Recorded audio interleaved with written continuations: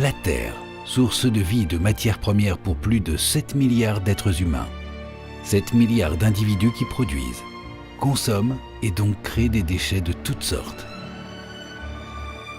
Aujourd'hui, la planète bleue n'est plus en mesure d'absorber les presque 4 milliards de tonnes de déchets que nous produisons chaque année. Le développement durable a pour objectif de trouver des solutions permettant aux générations actuelles et futures de subvenir à leurs besoins vitaux. Respirer, boire, manger, tout en continuant à se développer. Le tri des déchets est une de ces solutions.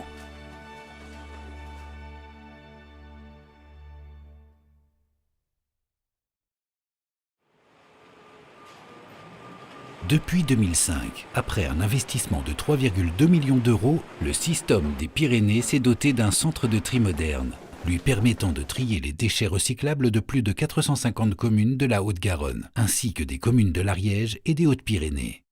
Ce territoire représente un peu plus de 160 000 habitants. Mais que deviennent les déchets que nous trions? Quelle est leur seconde vie? Situées près de chez nous, des colonnes de tri sélectif nous permettent de déposer les bouteilles en plastique, en verre, les briques alimentaires ou encore le papier et le carton pour qu'ils soient recyclés.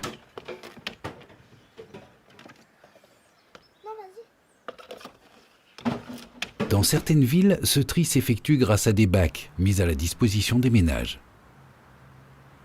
Régulièrement, ces conteneurs et ces colonnes sont vidés.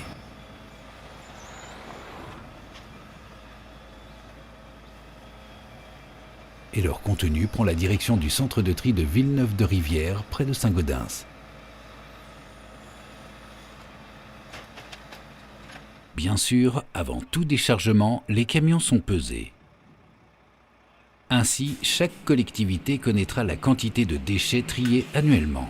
Ce tonnage sert de référence aux organismes tels que Éco-Emballage, pour reverser aux collectivités une partie des taxes perçues lors de la vente d'un produit, les fameuses écotaxes.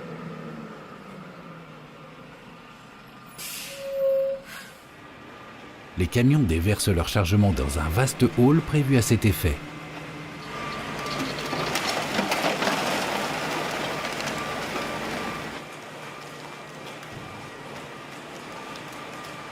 Chaque mois, un échantillon est prélevé lors du déchargement et ce, afin d'effectuer une caractérisation.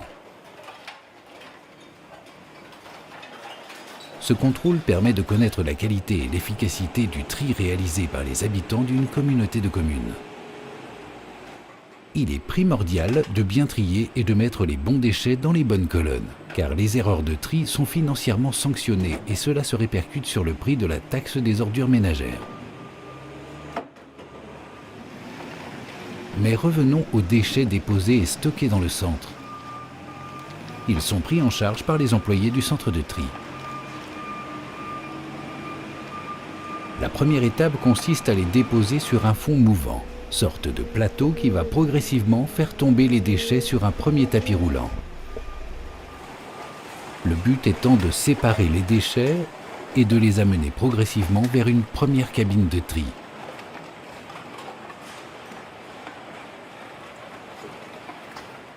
Là, des agents de tri vont prélever manuellement les déchets déposés par erreur dans les colonnes. Ce travail fastidieux et répétitif est nécessaire tant les erreurs ou malveillances sont encore nombreuses. Puis, toujours transportés par les tapis roulants, les déchets continuent leur circuit. Ils sont ainsi amenés dans le séparateur mécanique. Ce robot, finement calibré, sépare les corps creux des corps plats. Pour simplifier, disons qu'il sépare les bouteilles en plastique des papiers. C'est également à ce stade que les emballages en acier sont retirés de la chaîne par un puissant électroaimant qui les propulse dans une presse hydraulique. Chaque jour, 1 tonne d'acier est ainsi récupérée et compressée. Cet acier sera expédié et fondu dans les aciéries, puis réutilisé dans l'industrie. Pour exemple, 19 000 boîtes de conserve sont suffisantes pour faire les parties métalliques d'une voiture. Les autres déchets, en plastique, aluminium et papier, sont eux dirigés vers une nouvelle cabine de tri manuel.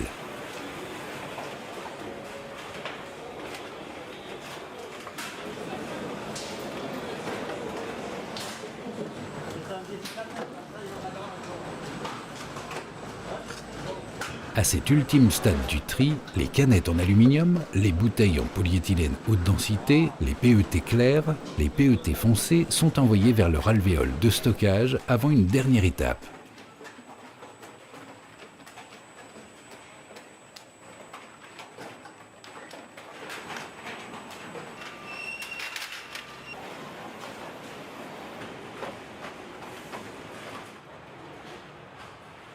Les canettes, les bouteilles en plastique ainsi que le papier sont emmenés par un tapis roulant vers une ultime machine pour être compactés.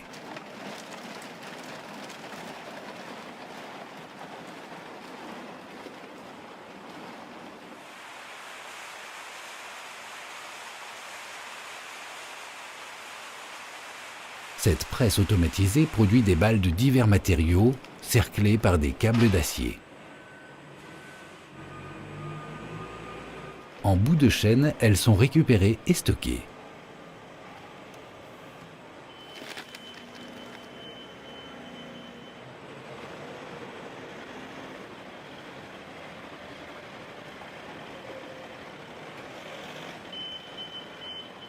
Quelques jours plus tard, un semi-remorque viendra les récupérer pour les acheminer vers les usines de traitement et de recyclage.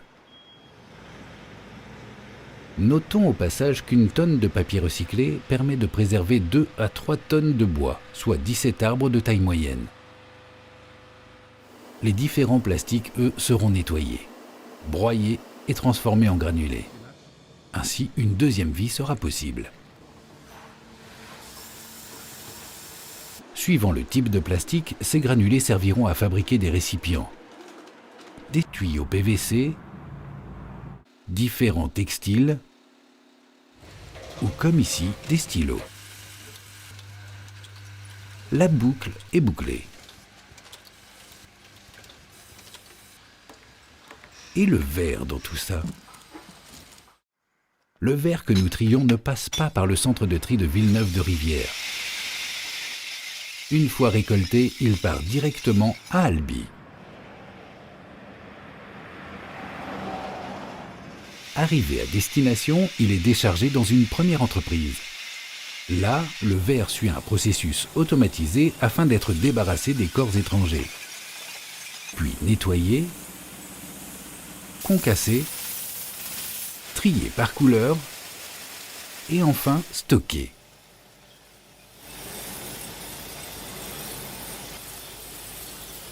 On appelle cette matière première le calcin. Notre verre est prêt à être fondu, à la verrerie d'Albi, toute proche. Pour ce faire, le calcin est chauffé à 1500 degrés dans un énorme four, puis amené par des canaux jusqu'aux machines de formage. Découpée en gouttes, la pâte tombe dans des moules ébaucheurs. Une première forme est donnée par soufflage, puis la bouteille prend sa forme définitive dans un moule finisseur. Une ultime cuisson donnera au verre sa résistance, puis un traitement anti-rayures sera appliqué. Après divers contrôles, les bouteilles seront mises en palette et prêtes pour l'expédition. Ainsi, 1 million de bouteilles sont produites chaque jour et leur matière première est issue à plus de 65% de verre recyclé. Trier nos déchets est primordial pour notre environnement et pour les générations futures. Chaque année, les agents du centre de tri de Villeneuve-de-Rivière traitent près de 7000 tonnes de déchets recyclables.